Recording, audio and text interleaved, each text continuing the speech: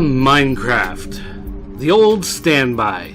Minecraft is a sandbox video game. Wait, okay, look, it's Minecraft. You know what Minecraft is. And if you don't know what Minecraft is, I don't really know why you'd be watching this video. So, if you're not familiar with Minecraft, go ahead and Google it and come back, because we're just gonna assume everybody else watching this knows about Minecraft. Now, Minecraft, the original game, has been around for a decade, more or less, and it has grown by leaps and bounds. It is a huge worldwide phenomenon. In fact, the creator of Minecraft took his $1 billion from Microsoft and retired, and now Microsoft runs everything Minecraft. Now, Minecraft has branched out into a couple different games. We did have Minecraft Story Mode, which was, for the most part, rather well accepted. And then we had Minecraft Earth, which exists. It's out there. And now there's Minecraft Dungeons. Now, is Dungeons going to be a story mode? Is it going to be an Earth? Or is it going to be just as well thought of as original vanilla Minecraft? Let's take a deeper look at Minecraft Dungeons and see what this game really is all about. Now, apparently this version of Minecraft started as an idea for the 3DS. The 3DS, though, went on to get a full version of regular vanilla Minecraft, and this game morphed into its own thing here on consoles. But the idea of a dungeon crawler was something that really appealed to the development team, and so they just kept on working on it and made it this next-gen offering. But what exactly is this game? This dungeon crawler is a hack-and-slash RPG type game. So instead of regular Minecraft, where you're building and destroying and creating and whatever, this game is built around these pre-designed levels. There are these maze-like levels through forests and dungeons where you're fighting monsters, you're getting experience, you're getting new gear, you're equipping the gear and enchanting it, you're using your points in order to upgrade your abilities and buy new stuff, and it's a lot like a role-playing game in that way, where you create your character and then your character evolves and grows and becomes stronger as you continue to play through the game. Now, other parts of the game will have randomly generated areas, so there will be times that you can replay this game and have a different experience because certain dungeons and certain areas are randomly generated, and therefore things won't always play the same. Now, there's a couple things to keep in mind because this is a brand new release. At the moment, cross-platform play isn't quite there yet.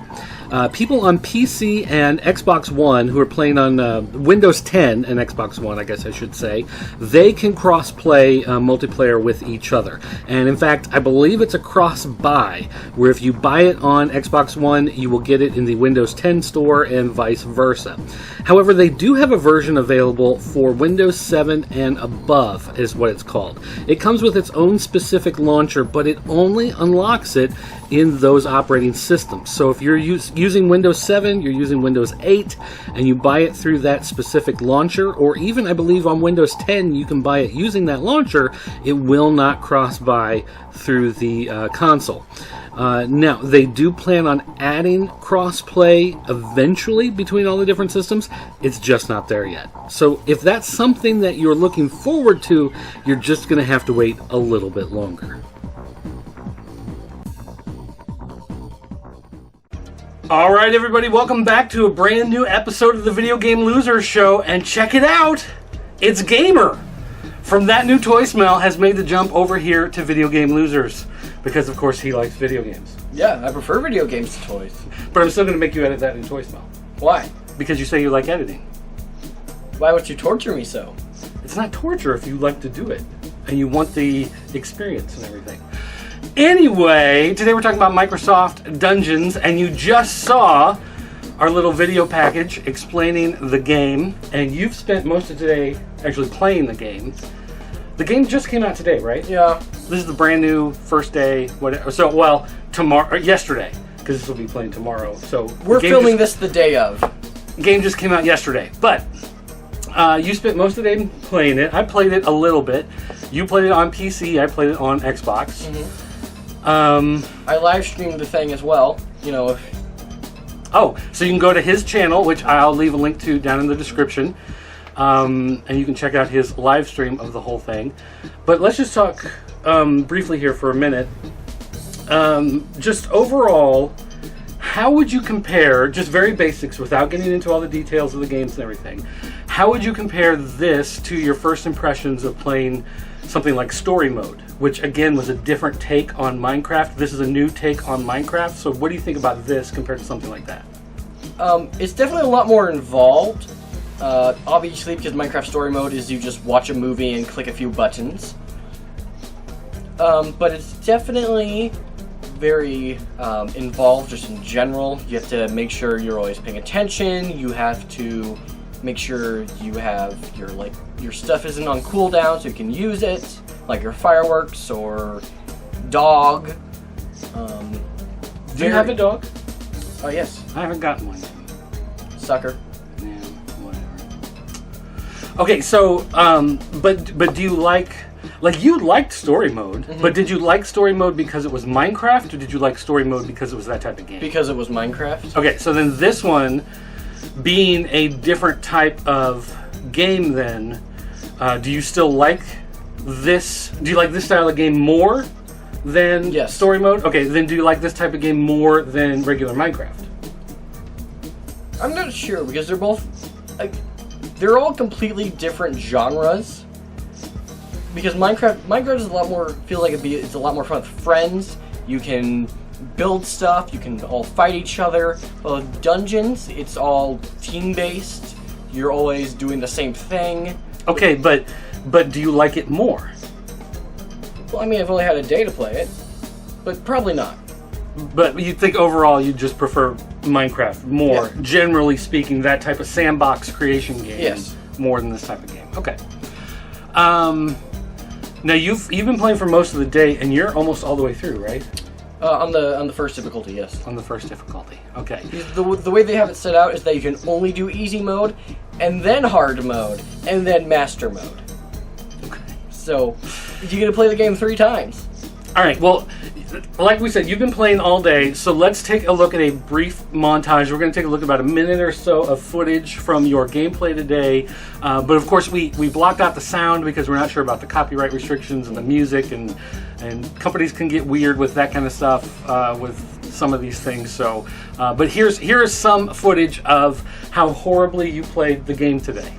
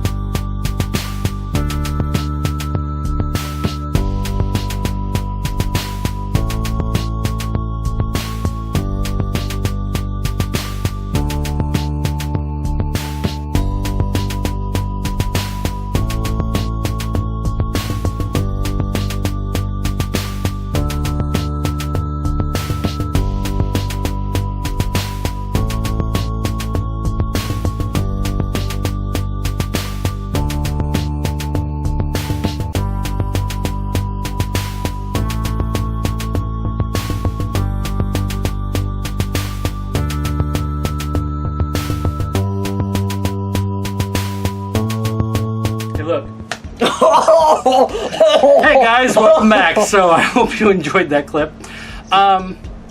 Okay, so now getting a little bit more into the game. How repetitive do you think the game is? It's fairly repetitive. However, in my playthrough, because there's no way to upgrade weapons aside from enchanting them, you can't actually make them any stronger than their base form. You constantly have to switch up your strategy and what you're using. So for most of my playthrough, I used a bow that fired very fast, and used a lot of arrows, but it got to the point where it was doing 5 damage to an enemy when they would have 400 health, so it wasn't worth using anymore. So I had to ditch it for a much stronger bow, which fired 1 arrow, but it was super strong and very slow. So you think the way it forces you to get new weapons changes the gameplay enough that it's not as repetitive all the time? Yep. Okay. Not to mention each weapon has their own enchantments. Like you could get a hammer that shoots electricity, and then the next hammer you get, it's stronger, but this one leeches life off the opponents.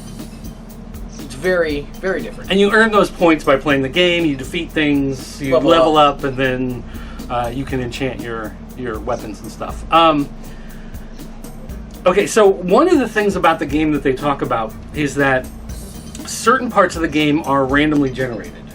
So, for instance, you'll have a beginning area where, like, you're in this little village, and then you've got to find, like, the gateway to get, like, into the forest or whatever. Yep. And so the area in between, there might be a section here or a section there where they've, you know, placed like a hidden chest or whatever, and that is a key area that's going to be in there. But the path to get there is randomly generated.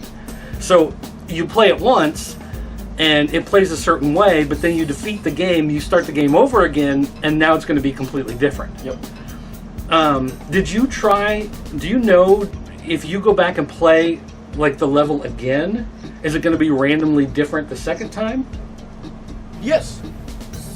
So if you're so I'm saying not like when you defeat it, but like you get done, you go back to your camp, and then you choose your mission. Yeah. If you go back and choose mission 1 a second time, are parts of it going to be random and different? Then yes. Okay. Because I only know this because I lost on many levels. Oh, really? Like I said, it got to a point where it's doing 5 damage to 400 health enemies. One of the things that I thought was kind of weird, it took me a little bit to get over, is there's no jump. And so instead of jump, you have this quick roll. Yep. And you played on PC. I was playing on controller. On controller, you use the right stick. Ooh. And you flick the right stick the direction you want to roll, and then that's the way you quick roll, and then it's got to recharge so you can roll back. And the reason I bring that up in place of jump is because there are certain gaps you can't jump over, but you can quick roll, and you'll roll across to the other platform, which I thought was kind of weird, and it wasn't instinctual. Yep. Like, I had to look at some comments online in order to figure that out, because like, I could see something over there, but I couldn't figure out how to get to it, and so I read online, and they go, oh, just quick roll over the gap. Like, oh, okay, and so you try it, and it works, but that doesn't seem like it should make sense, and yet somehow that's how they came up with that. So, I mean, did you run into stuff like that? Yes, actually, my first time playing through on my stream, I saw there's this little hill off to the side of where you're going up a mountain. It's just like a little path, and there's a little spot next to it. I'm like, how do I get to this? I can't jump. I go to walk to it, fall off the edge, die, whatever. So I go back there again, and I'm like, how do I get through this? So I go past it, and then I get into a fight. I remember, oh yeah, I can do this thing. Maybe I can go over gaps. Indeed I can, and I got a lot of money for doing it. And we like money. One thing that's kind of nice I noticed, at least on the console version, I don't know if it's this way on PC, was when I went to use the bow and arrow, it had a little bit of an automatic lock-on. Now, obviously, if there's a skeleton there and I'm aiming this way, you whiff. But you just have to kind of generally, he's in front of you or he's over this direction, you just kind of generally aim and shoot. And because, like, what I was doing when I first played is, like, I was pulling back so I'd be ready with it, and then I was trying to aim exactly and let go, and then I kept getting hit with all these arrows. Yep. And what I learned is that it's basically you just pull the trigger like you're shooting. So you don't really have to, like, aim and then shoot like a normal bow and arrow in a game. Even though you've got a bow and arrow, you just kind of, like, point that way and pull the trigger, and it just shoots. On PC, it has a very faint lock. As long as the mouse cursor is within, like, this area of the enemy, it'll hit. But most of the time, it's so easy to aim with a mouse anyway. Wow. You just, oh, they're dead. Because you can see the cursor on screen, so yes. you know exactly where you're going anyway. Yeah, because on PC or on console, it puts a color lock around it. It does that on yeah. PC. So it highlights the guy so you know who you're logged in on, and then Yeah. And one thing I noticed is that you can shoot really far away. Oh, yes. Because I'm used to playing on something like 7 Days to Die, where arrows actually go in an arc. And so if someone's too far away, it'll and not quite get there. Where on this, it's like they're all the way on the other side of the screen. You can just barely see a foot. And you just... Oh, you don't even have to see them. Oh, can you shoot off screen? Oh, yeah. Oh, okay. Yeah, I didn't try I did that to defeat many bosses. Oh, I see. You just run away off screen and then shoot? Oh, well, there you go. There's a tip. Okay, let's watch. Here's some more footage of you and your horribly abysmal, cowardly gameplay.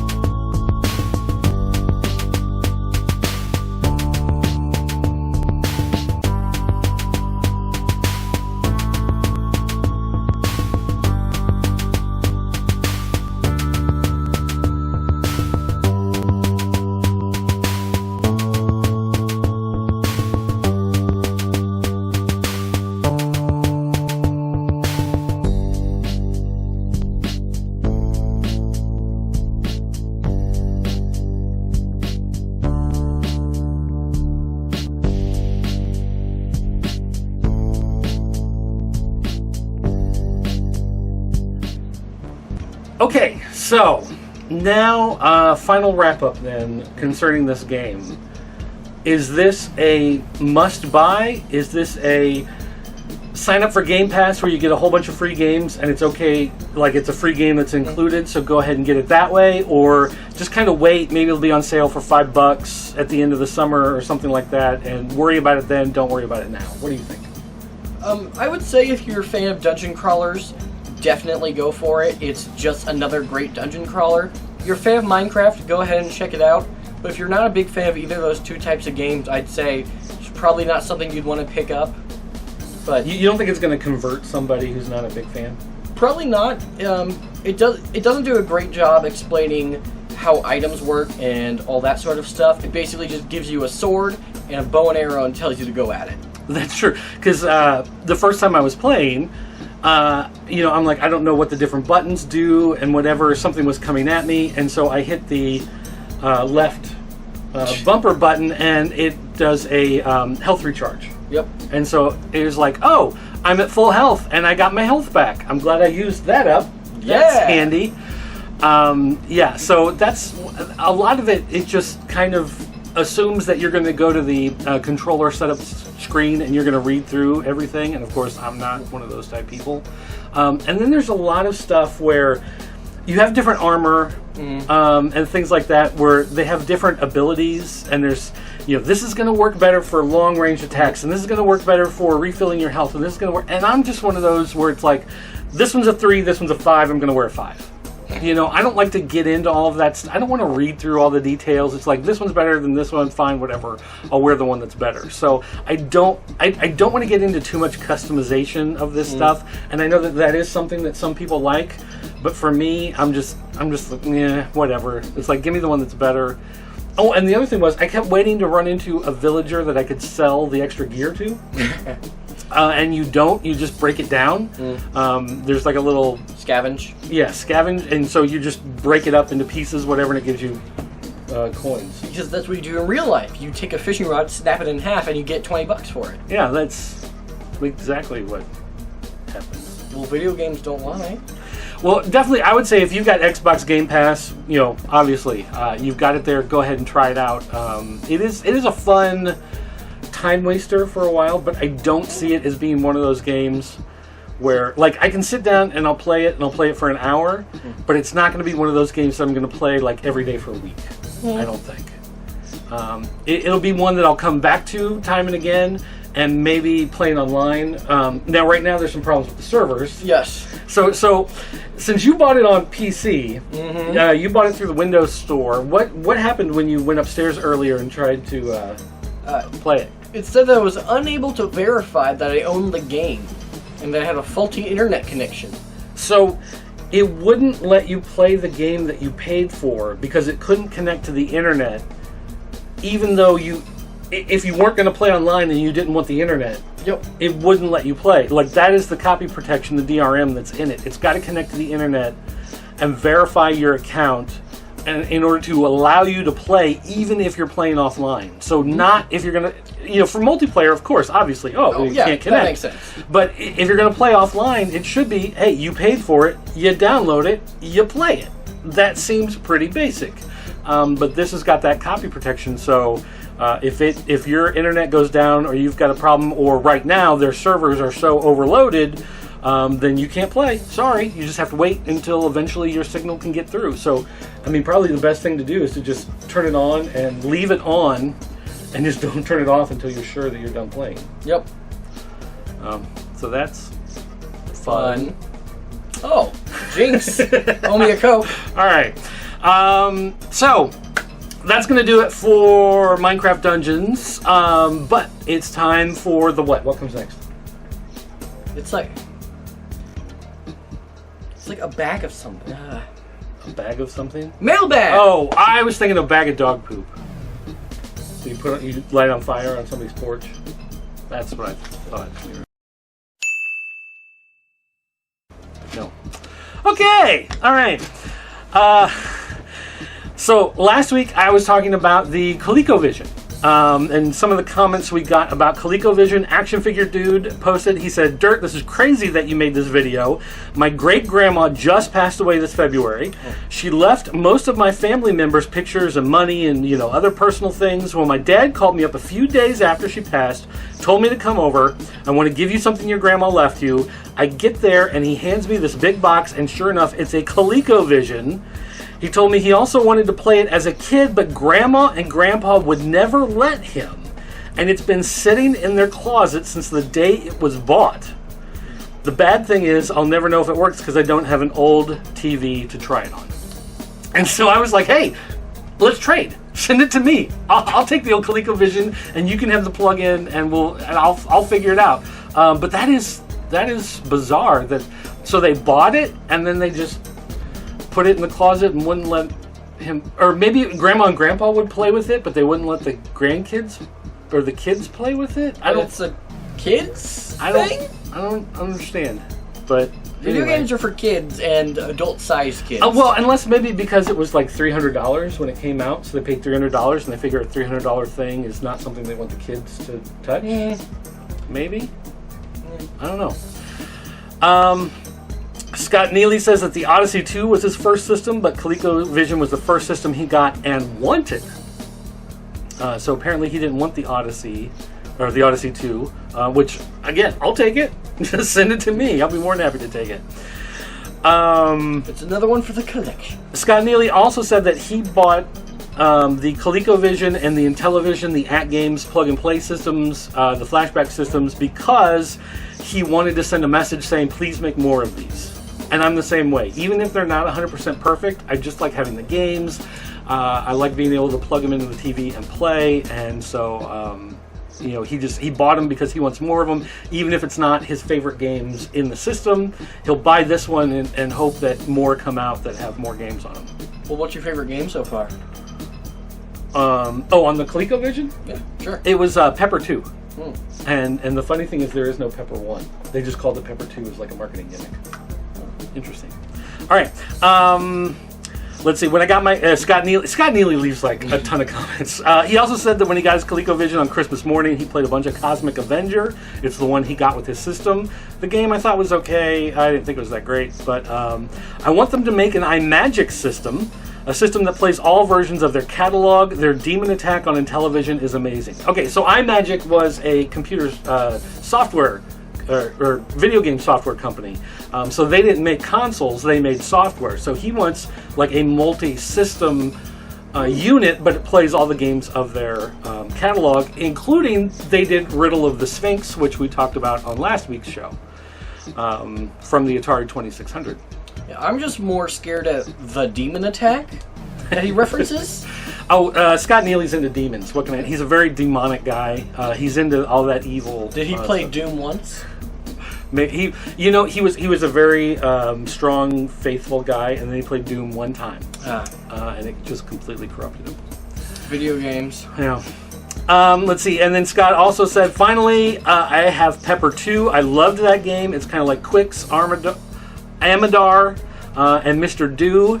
But yeah, we didn't have the internet. I just always assumed that the first Pepper game was an arcade game and never got imported to the system that I had or knew about. So, yeah, same deal there. Pepper 2, no Pepper 1. They just made a Pepper 2, and there you go. But yeah, I love that game. That's my favorite game now. Really? Let's see. My cousin Ted. He also commented on here. He said, I guess I should say this before I get banned. Yeah, I was a little late on that one. My across the street neighbor had a ColecoVision. I was partial to the Pac-Man clone Ladybug. He also had the Smurfs and the Blackjack Poker. I recognized that dealer like an old friend. Smurfs was a game I remember we had on the Atari, and it was just vaguely blue blob walking across the screen, and then you saw it on ColecoVision, and you know, even though it's ColecoVision, so it was still like 180 by 160 resolution or something like that, you looked at it and you were like, oh my gosh, that looks just like the cartoon. Like, it looks so much better than it did on the 2600. It was just incredible. But Smurfs was a game, everybody played Smurfs. Well, I thought it was a movie and a cartoon series. It was, and it was. Oh. So there you go. All right, Portal 2099. I asked last week about PlayStation 5 versus Xbox Next X, I think they're calling it. The new systems, if anybody had any picks, if anybody has already, picked their side on that. Portal 2099 said, I only ever get PlayStation. The exclusive games are just too good, but I'm not sure if they're going to make a new Uncharted, which I love. God of War should be good. I tend to wait 6 months to a year before I get anything, hoping they figure out their red rings of death. So that is a good point. Usually the first generation of new consoles have a pretty high failure rate, and so you wait a while. I usually wait until the price drops. In fact, when we got our PlayStation 3, it's because it fell off a truck. No, it didn't quite fall off a truck, but I won't name him. I won't name the person. But someone who used to work on That New Toy Smell worked at a big box retailer, and the box was damaged. And so the way the PlayStation was packed, you don't remember any of this because you were way too young. But the PlayStation, it was in that oval shape. Yeah. And then you had these styrofoam rectangles that held it into place. Okay. And then you had the cardboard box. So there was like dead space in between the system. Well, the box had been like ripped, like it got caught in like some of the packing. I don't know. Something happened when they were packing the crates or whatever, and the box, like the whole side of it, got ripped open. And so because it got ripped open, he said to the manager, he said, "I'm going to clearance this thing out. We're just going to sell it as is. Someone will probably buy it because it's as is. I'm going to take $100 off." And the manager was like, "Fine, whatever." And then he immediately called me. He said, "Hey, get out here. I've got a PlayStation 3 and it's $100 off. Hurry up." And so I immediately shot out there and got it for $100 off. And then I proceeded to play Pixel Junk Monsters for the next 10 years of my life. Yep. And Little Big Planet. Good times. Good stuff. That's such a good system. It's such a good system. We tended to be PlayStation only for a long time. Well, I don't say PlayStation only, but PlayStation first. We would get the PlayStation first, and then eventually the Xbox consoles would drop in price enough that they were like $100, $150. We'd go ahead and grab them. And Nintendo was just scattered it. But the Xbox One, we bought that one first before we got the PlayStation because A, we got a good deal on it, but B, the idea of the live TV feed through and everything we really enjoyed, and the voice control with the Kinect, and we still use that every day. Like, it is still the main electronic device of our living room. It's connected to our TV. The other consoles go through it and stuff. We've had it for 2.5 years now, almost. Has it been? No, I think has it been longer?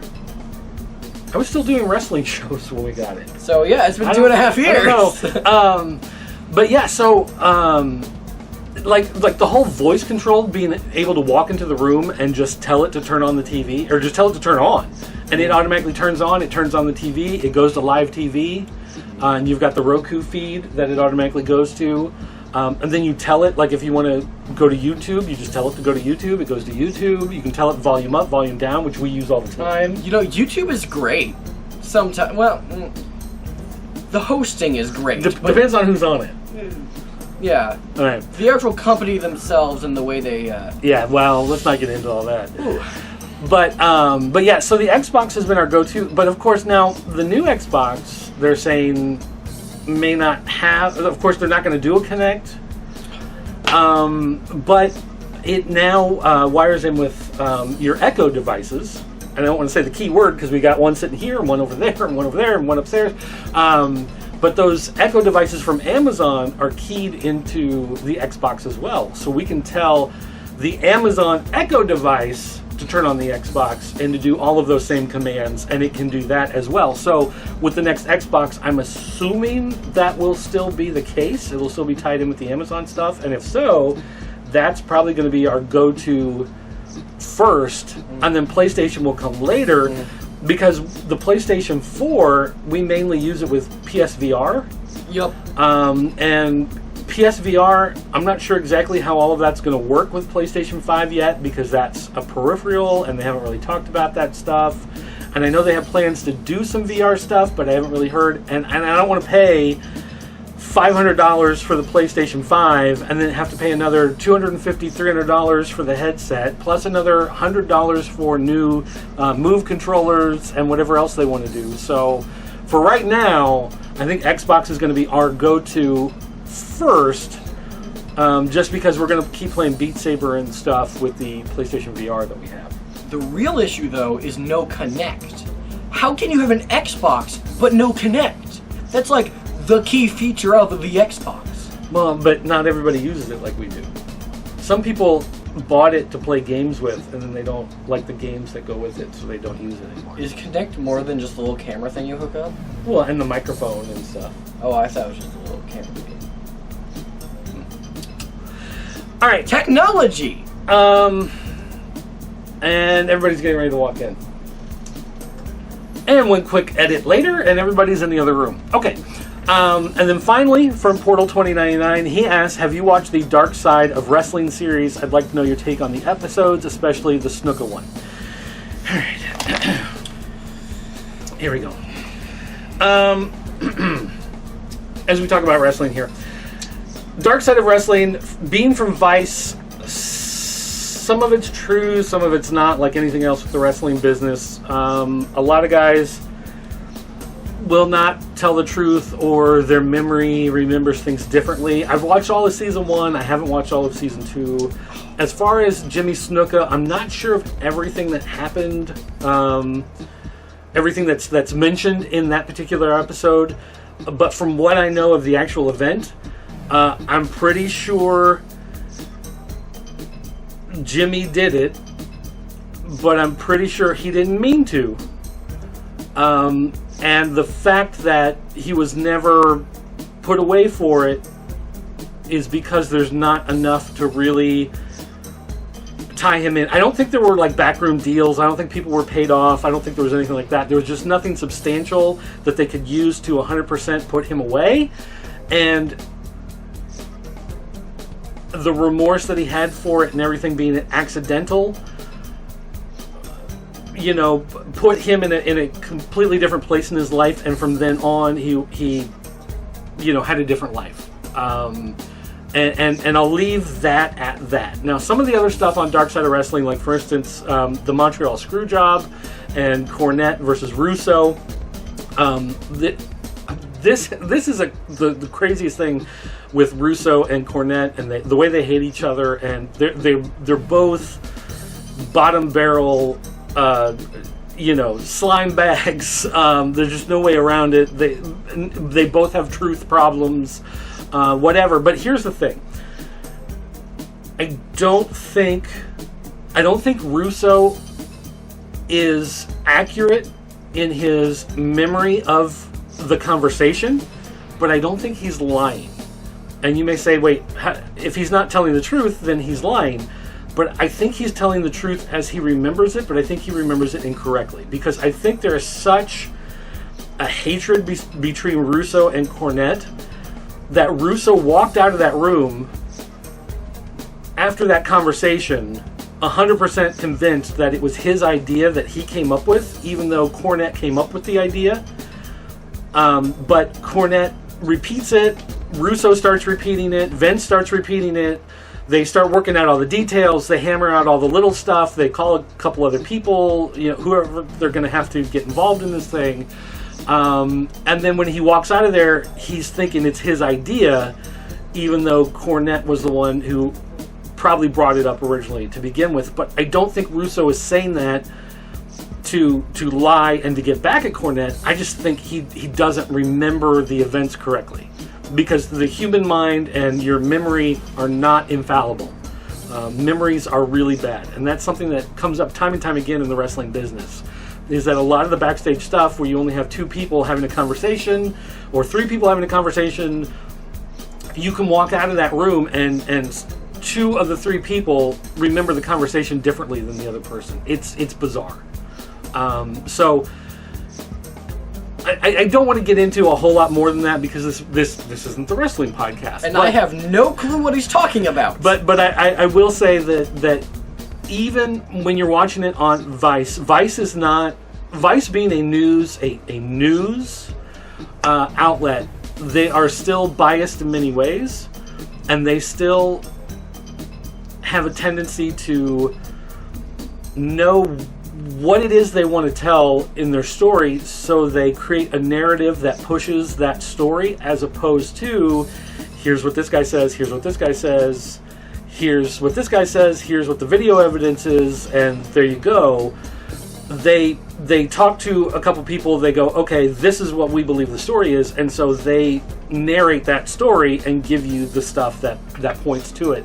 And you see that in not only Dark Side of the Ring, but in just some of their news reporting, some of the other stuff that they do, and especially with people who have worked there and have left, and then they talk about some of the stuff that goes on. Vice is just as guilty as every other news outlet for having certain biases and trying to work certain opinions certain ways. So, but I do think it's interesting to see some of that stuff, and there's some really interesting stuff that they talk about. Some of the stuff like the Bruiser Brody episode, I think that one is probably 90% accurate. I think that one's probably the best out of all the ones I watched on there, as far as getting like the actual events of what happened. But some of the others on there just, it's like anything else in the wrestling business. You can only believe it to a certain degree, and part of that is kayfabe, part of that is ego of who's telling the story, and part of that is just human memory is not infallible. You've been going for 7 minutes. All right, so that's going to do it for our episode today. Don't forget, if you want to call our 24-hour voicemail line and leave us a voicemail message, you can do that. It's area code 217-953-4025. If you want to email me, it's dirt@popculturenetwork.com or dirt@thepopc.net. Or you can get a hold of Gamer at Twitter. What's your Twitter? For the Gamers, with the word 4, not the number, because it was already taken. It's for, so it's FOUR, the Gamers. Yes. For the Gamers on Twitter, or go to our Pop Culture Network group. It's tinyurl.com PCN group, which you can see right there on the screen. It's pretty nifty. I don't even see it. It's crazy. It's weird. Yeah. Well, it's on the other side of the glass. Oh, right. So you can't see it. So anyway, guys, that's going to do it from here. Thanks for watching. We'll see you next time.